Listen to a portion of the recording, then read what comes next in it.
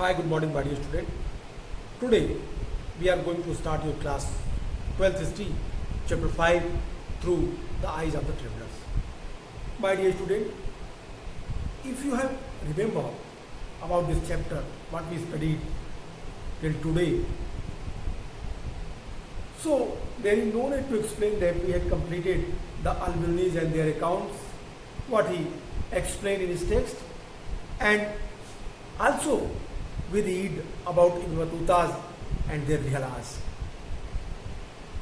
Both explain the Indian scenario according to their personal experience. उन्होंने उन चीज़ों को लिखा जो उन लोगों ने खुद महसूस किया इंडिया में. What he observed. But the basic difference is that Albioni's and Ibn Battutas, Albioni's focus himself only the specific things like society, like culture, like the customs and astronomy, philosophy, medicinal science, such type of others. He was not willing to write about the political system. But Ibn Battuta was very much curious to explain every and each sections. सब कुछ वो लिखना चाहता था. वो चाहता था कि वो जो भी चीज़ें देखा है उन चीज़ों के बारे में वो वर्णन करता है. रियल में मैंने आपको इब्न बतूता के बारे में बताया था कि उसने जो अकाउंट लिखा इंडिया में, उसके अकाउंट इंडिया में उसने जो देखा इंडिया में, वो उसको लिखने का काम वो जब रिटर्न होता है अपने देश मोरक्को, तो मोरक्को के सुल्तान के स्पेशल रिक्वेस्ट पे वो वहाँ पे डिक्टेट करता है और मोरक्को के विद्वान उसको लिखते हैं. बुक का नाम भी मैंने आपको बताया था. I think there is no need to again explain. Today we will try to read, you will try to understand the last visitors, I mean to say the which given in your syllabus. Last से ये मत समझिए कि ये India में आने वाला last travellers था. लास्ट का मतलब ये है कि ये जो सिलेबस में आपके 3 ट्रेवलर्स दिए गए हैं, अल्बिरूनीज, इब्न बतूता और फ्रैंकोइस बर्नियर, तो हमने अल्बिरूनी और इब्न बतूता 2 को पढ़ लिया. हमने उनके सारे पॉइंट्स को डिस्कस किया. स्टेप बाय स्टेप उन्होंने किन किन चीज़ों पे ध्यान दिया, उन्होंने किन किन चीज़ों के बारे में लिखा, इन सारी चीज़ों पे हम लोगों ने चर्चा की, डिस्कस किया. अब हम आज फ्रैंकोइस बर्नियर के बारे में बात करेंगे. Francois Bernier.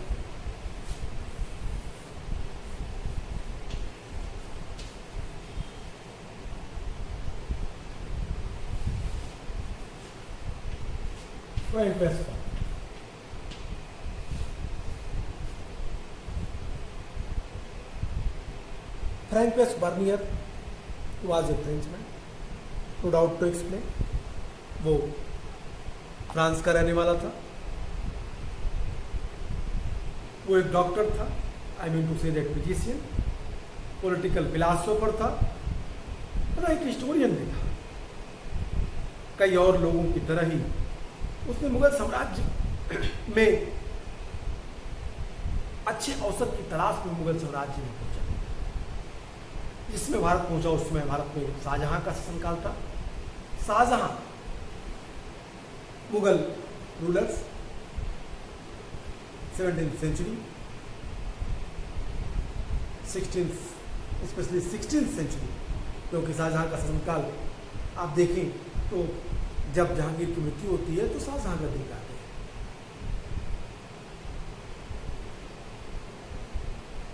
शाहजहां का शासनकाल बड़ा ही उतार चढ़ाव लिए हुए था.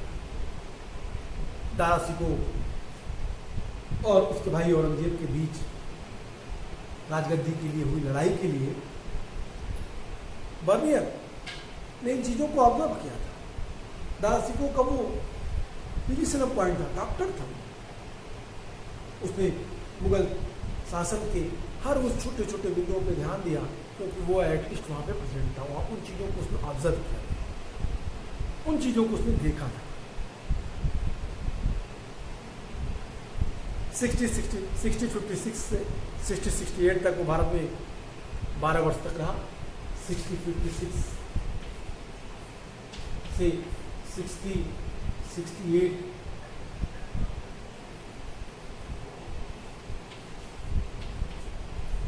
ईयर्स तक वो इंडिया में रहा और उसने भारत के बारे में जो भी देखा उसको उसने travels in the Mughal court अपनी बुक में लिखने का प्रयास किया। Travels in the Mughal court उसकी एक महत्वपूर्ण बुक थी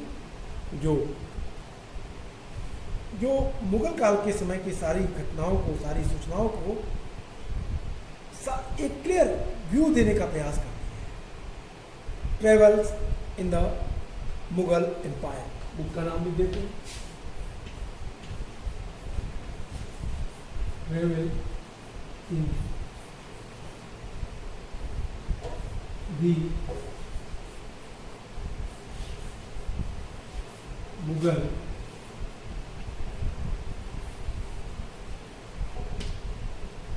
एम्पायर, ये उसकी बुक थी जिसमें उन्होंने अपनी सारी चीज़ों को लिखा। फ्रैंकोइस बर्नियर के जीवन के बारे में मैंने कुछ चीज़ों पर चर्चा की थी। फ्रैंकोइस बर्नियर के लाइफ के बारे में हमने आपसे बात की थी। मैंने कहा था कि फ्रैंकोइस बर्नियर एक ऐसा फॉरेन ट्रेवलर, एक ऐसा यात्री, विदेशी यात्री जिसने अपनी व्याख्या को एक एनालिटिकल अप्रोच दिया, एक सिस्टमैटिक वे से एक्सप्लेन करने का प्रयास किया। उसके बारे में हम बात करेंगे जब हम टॉपिक पढ़ेंगे comparing east and west. Comparing east and west, when we will read, I will discuss that how explain, how we compare east to west, it means India and Europe. Europe और India को कैसे करता है।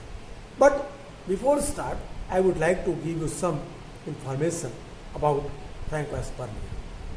François Bernier France का निवासी था। वो एक, जैसा कि मैंने कहा आपसे, एक फिजिशियन था, डॉक्टर था। वो एक पॉलिटिकल फिलासोफर था, एक हिस्टोरियन भी था। मुगल काल में अवसरों की तलाश में 1656 से 1668 तक भारत में 12 वर्ष तक वो रहा। मुगल दरबार से घनिष्ठ संबंध बनाए रखा। प्रारंभ से उसने मुगल सम्राट शाहजहां के ज्येष्ठ पुत्र, बड़े पुत्र दारा शिकोह के चिकित्सक के रूप में उसने कार्य किया और बाद में एक मुगल अमीर दानिशमंद खान के यहाँ भी उसने काम किया।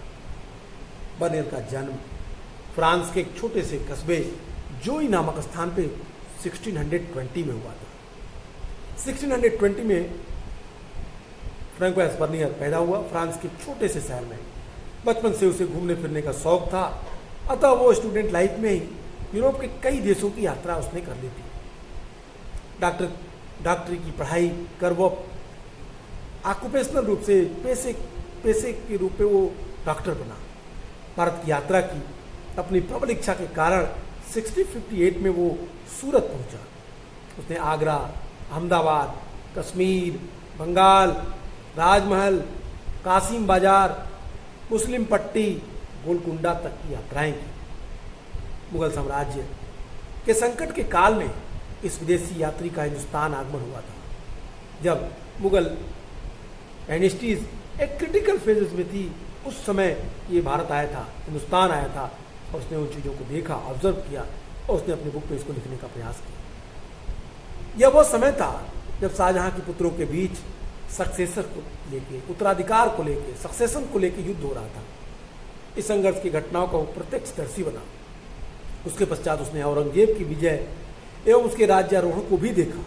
उसने करीब 10 वर्ष तक भारत में प्रवास में अपने भारत के कई नगरों की यात्रा की। भारत के राजनीतिक, धार्मिक, आर्थिक स्थिति का विस्तृत वर्णन किया। बर्नियर ने अपने यात्रा वृत्तांत travels in the Mughal empire में इन चीज़ों को लिखा, इन चीज़ों को प्रॉपरली एक्सप्लेन किया। बर्नियर की दृष्टि अत्यंत खोजी और जिज्ञासिकपूर्ण थी। उसने विभिन्न क्षेत्रों के बारे में महत्वपूर्ण जानकारियां संकलित की जो ऐतिहासिक दृष्टि से अत्यंत महत्वपूर्ण है। उसने उत्तराधिकार के युद्ध में मुगल सम्राट औरंगजेब और दारा शिकोह के बीच की जो परिस्थितियां थी, उसने उस चीज़ों को देखा। मुगल प्रशासनिक व्यवस्था के बारे में लिखा, रेवेन्यू सिस्टम के बारे में लिखा, पीजेंट्स की कंडीशन के बारे में वो एक्सप्लेन करता है। इन सारी चीज़ों को वो बड़े ही सिस्टमेटिक रूप से अपनी बुक में कंपाइल करने का प्रयास करता है, लिखने का प्रयास करता है, संयोजित करने का प्रयास करता है। उसने अपने विवरण को अत्यंत रोचक तरीके से प्रस्तुत किया। उसका जो एक्सप्लेनेशन, उसका जो डिस्क्रिप्शंस है वो अधिक प्रमाणिक है। इस संदर्भ में कि एक फ्रांसीसी राजनीतिज्ञ व लेखक द मॉन्सियोर ने बर्नियर की प्रशंसा करते हुए लिखा है तो फ्रांस से कभी भी ऐसा यात्री बाहर नहीं गया जिसने पर्यवेक्षण की इतनी अधिक क्षमता रही हो, और न कोई वृत्तांत इतनी जानकारी, सरलता एवं सत्यनिष्ठा से लिखा गया। ये मोन्सियो ने लिखा है। फ्रांस के एक महत्वपूर्ण लेखक द मोन्सियो ने इस बात का उल्लेख करते हुए बर्नियर की बड़ाई की है। वो कहता है कि जो बर्नियर भारत में लिख रहा है निश्चित रूप से वो एक महत्वपूर्ण संकलन है भारत के इतिहास को जानने के लिए। कोई भी ऐसा फ्रांसीसी नहीं है जो उसके पहले भारत गया हो और भारत के बारे में इतनी सटीक और इतने एनालिटिकल रूप से भारत को ऑनेस्टली लिखा हो उसने। No doubt to say that it was one of the best work of the Bernier, which was admired by their own native scholar, the Mansour. उसने जिन विषयों में विशेष ध्यान दिया वे निम्न हैं। अगर आप एक एक टॉपिक को लेके चलें तो मैं अभी शॉर्ट में ही बता देता हूँ, फिर we will try to understand your book and what to explain according to type topic wise we will study. First topic in your book that is very important, comparing east and west. Then after the making then after what he explained about things. So my dear, what I inform you that कि फ्रैंकोस Bernier ने मुगल कालीन शहरों के बारे में, मुगल कालीन जो सामाजिक स्थिति थी उसके बारे में, सती व्यवस्था के बारे में, सती सिस्टम के बारे में उसने काफ़ी अच्छा वृत्तांत अपने इस travel in the Mughal empire में लिखा। That is the text, as you know that I have already inform you. 12 वर्षों के समय के दौरान उसने जिन जिन चीज़ों को ऑब्जर्व किया उन सभी चीज़ों को उसने अपने बुक में कंपाइल किया, लिखा। शहरों प्रांतों के बारे में लिखते हुए बर्नियर कहता है कि जो मुगल काल के शहर थे वो काफ़ी एकदम व्यवस्थित थे। बेसिकली वो एडमिनिस्ट्रेटिव सिटी थे। एडमिनिस्ट्रेटिव प्रशासनिक व्यवस्थाओं के बारे में वो टिप्पणी करते हुए कहता है कि इसके विवरण उसकी समझ और उसकी सक्षम दृष्टि का परिचय है। उसने आगरा, दिल्ली के बारे में जो वर्णन किया वो अत्यंत ही महत्वपूर्ण है। वो आगरा और दिल्ली के बारे में लिखते हुए कहता है कि वहाँ के आगरा के बाजार, अमीरों के महलों और अन्य शाही भवनों के बारे में भी लिखता है। पश्चिम के शहरों की भवनों, पश्चिम के जो शहर हैं उनके जो बिल्डिंग हैं उन बिल्डिंग की तुलना वो मुगल कालीन बिल्डिंग से करता है और उसके बारे में काफ़ी अच्छा डिटेल्स देता है। इसके नगर, उसने नगरों की बसावट, उनकी योजना, उनकी प्लानिंग्स, नगरों की स्थिति, उसमें आर्टिशियंस, उसमें जो दस्तकारी के काम हुए थे, उन सारी चीज़ों को बड़े ही विस्तार से लिखता है। फिर वो अपने कुछ स्पेसिफिक गुण में भी काफ़ी महत्वपूर्ण स्थान रखता है, जैसे किसी को कैरेक्टराइज करना, किसी के चरित्र चित्रण को एक्सप्लेन करना। इन बातों में भी वो काफ़ी निपुण था फ्रैंकोस बर्नियर। इसके अलावा कुछ चीज़ें और भी इम्पोर्टेंट थी which I want to tell you, which is very important, because without it you can easily, I mean to say without it हम बर्नी के पूरे जो विवरण है उसको कंप्लीट फॉर्म में नहीं बता सकते। ऐसे डिवाइडिंग यूनिटी इनटू रेस के बारे में वो लिखते हुए कहता है कि किस तरीके से हिंदुस्तान में कई प्रकार की जातियाँ, कई तरह के लोग, अलग अलग चीज़ें, उन चीज़ों के बारे में वो पूरी तरीके से एक्सप्लेन करते हुए बेझिझक अपनी कलम चलाता है, पेन वो उस पर लिखता है। ऐसे dividing unity into race in 1684, Bernier published a brief essay dividing unity into what he called races, distinguishing the individuals and the particularly women by skin, color and few other physical traits. The articles was published anonymously in the journal Des Cavans, the earliest academic journal published in Europe, and titled New Division of the Earth by the different species or race of man that inhabit it. The essay, he distinguished 4 different races Race 1, the first race included population from Europe, North Africa and Middle East India, Southeast Asia and America. Second, the second race consisted of the sub-Saharan Africa. Third, the third race consisted of the East and Northeast Asian. And fourth race were simply people. They emphasize on the different kid of the female. The beauty can be explained because the essay was the product of French salon culture. Bernier emphasized that his novel classification was based on his personal experience as traveler in the different part of the world. Bernier offered distinctions between the essential, gentle differences and the accidental ones that depend on the environmental factors. He also suggested that the later criterions might be the relevant distinguish subtypes. His biographic classification of racial type of never sought to go beyond physical traits. And he also accepted the role of the climate and the diet in the explaining the degrees of human diversities. Bernier had been the first to extend the concept of the species of man to classify racially and entirely the unity, but he did not establish the cultural hierarchy between the so-called race that he had conceived to. On the other hand, he clearly placed whether European as a norms from whichever race divided. My dear, on the basis of that, what he explained, we can say that Bernier was the very broad concept about the social discrimination society, especially. He categorized the different racial groups. He explained that in the whole world, the different racial groups, they were lived. And what I told you कि वो सब सहारा, Asia, India को भी इसमें include करता है, कहता है कि इसमें अलग अलग पार्ट के लोग का. Okay, let us come and try to understand your book 3.1, comparing East and West. Comparing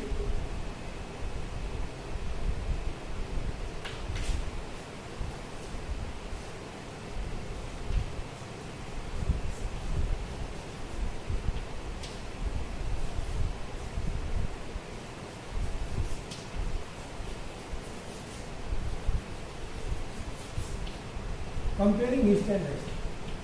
This topic is given in your book. It is very interesting topic. What I told you, that the Al-Biruni, he was the more intellectual. They are all descriptions, they are all explanation about India, that is comparatively study. वो उसने compare किया, उसने तुलनात्मक अध्ययन किया. किसके ऊपर? हिंदुस्तान और पश्चिमी संस्कृत के देशों को, यूरोपियन कंट्री को, दोनों को कंपेरेटिवली उसने बताने का प्रयास किया. वो लिखा है, अगर आप बुक में देखें तो बुक में क्लियरली क्या कहता है, आप ये कहते हैं comparing east and west. Bernier traveled to several parts of the country and wrote accounts to what he saw.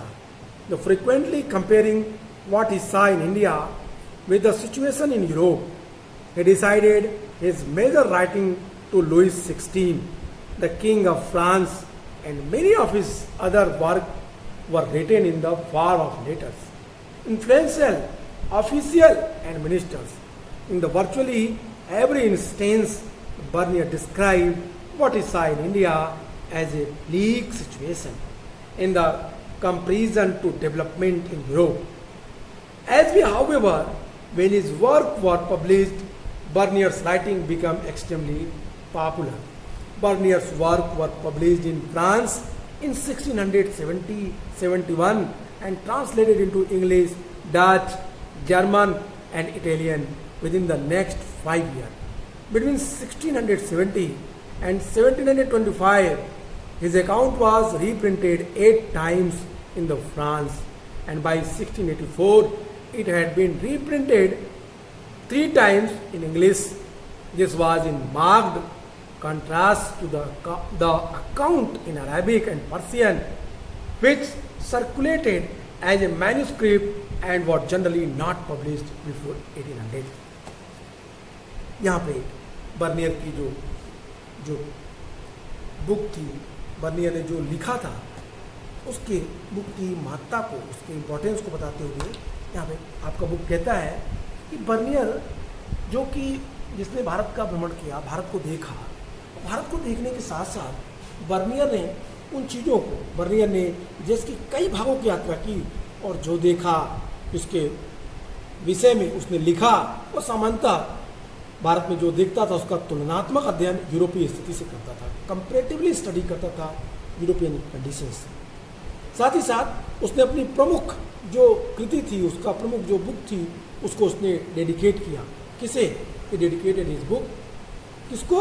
Louis 14 को, लुई 14वें को, लुई 14 को उसने अपनी बुक समर्पित कर दी। और प्रभावशाली अधिकारियों और मंत्रियों को पत्रों के रूप में लिखे गए थे उसके जो लेटर, उन सबको उसने व्यवस्थित फॉर्म में किया।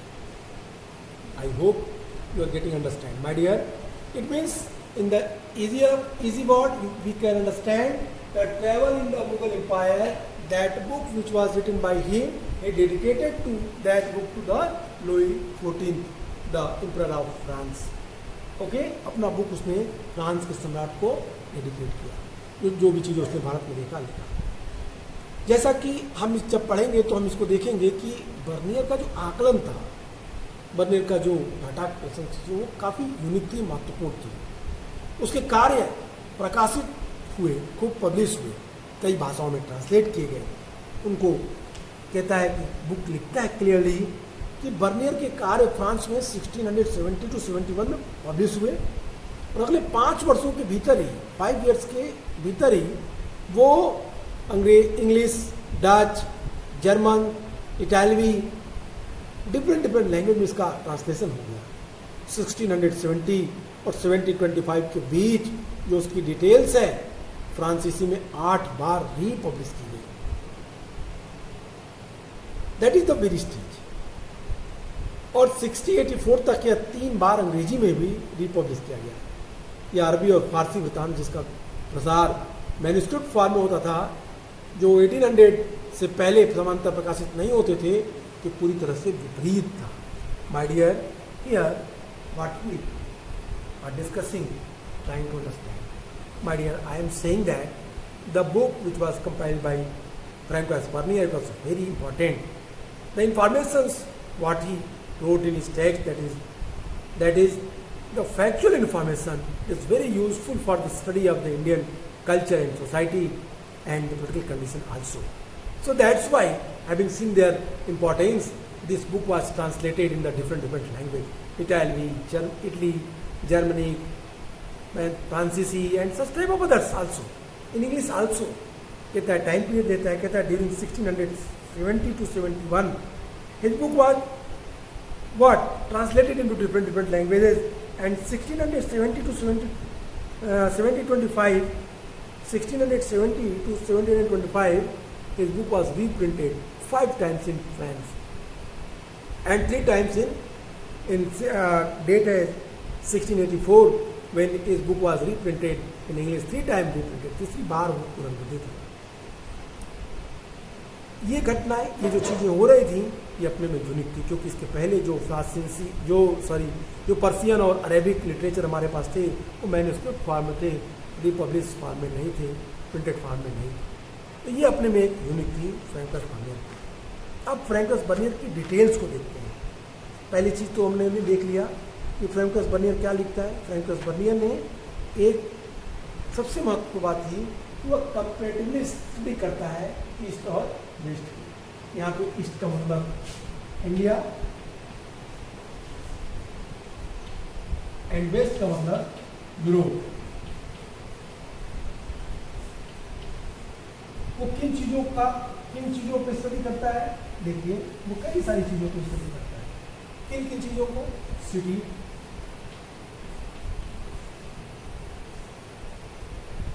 देन आफ्टर सिटी के साथ बाद जो वो एक्सप्लेन करता है market,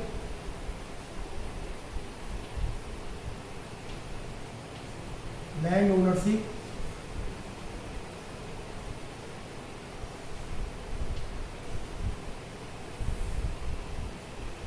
administration,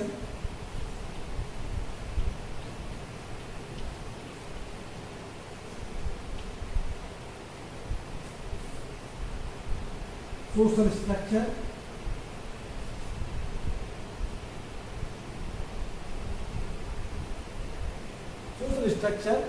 and except it other things also explain by him. What? और भी कई सारी चीजों को वो एक्सप्लेन करता है, और भी कई सारी चीजों को वो except it. He also explain about the sati system, it means human condition. Here I remind you the very important thing that the Ibn Battuta also explained the conditions of women in India, and Al-Biruni he explained that untouchables conditions। अब यहाँ देखिए अलग अलग लोगों ने अलग अलग चीज़ों को एक्सप्लेन किया और अपनी बातों को प्रॉपर्ली देने का प्रयास किया। My dear, you are getting understand that what we are saying, what I am saying. Okay, let us come and try to understand the next topic. Our next topic, which is given in our book, that the what topic is that the 6.6 आप देखिए book में page number 130, Bernier and the degenerate east.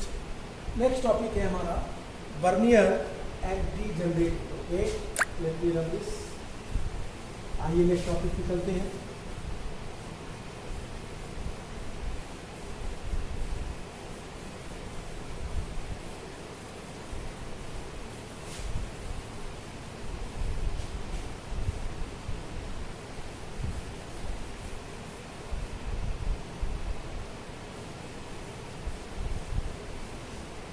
Next topic is Bernier and the degenerate।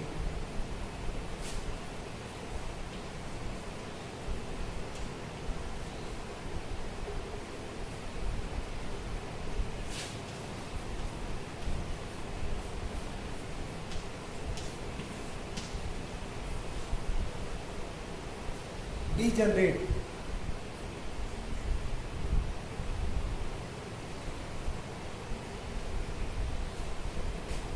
This topic is I think page number 136। आप देखिए point 6 है आपके book में ये।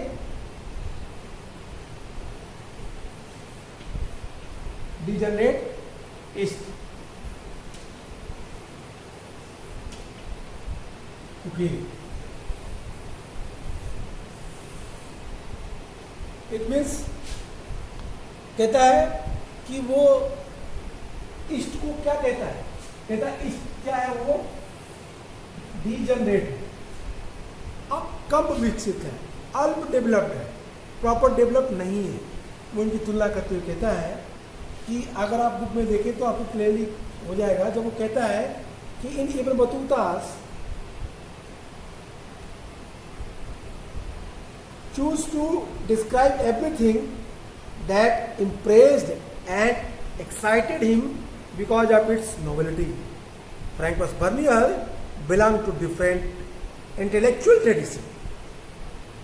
Francois Bernier was far more preoccupied with the comparing, the contrasting what he saw in the India with the situation in Europe in general and France in the particular, focusing on the situation which he considered the depressed in his idea seemed to have been to influence policy makers and the intelligentsia to ensure that they made and what he considered to be the right decision. My dear, एकदम clear है, कहता है यहाँ पे फ्रैंकोस Bernier जो है वो Ibn Battuta से बिल्कुल अलग है। फ्रैंकोस बर्नियर की जो डिटेल्स हैं, फ्रैंकोस बर्नियर की जो बातें हैं, वो जो उसका अध्ययन है वो इब्न बतूता के अध्ययन से पूरी तरीके से चेंज है। जहाँ इब्न बतूता ने हर चीज़ का वर्णन करने का प्रयास किया, वहीं पर जो बर्नियर था वो एक बुद्धिजीवी परंपरा से संबंधित था।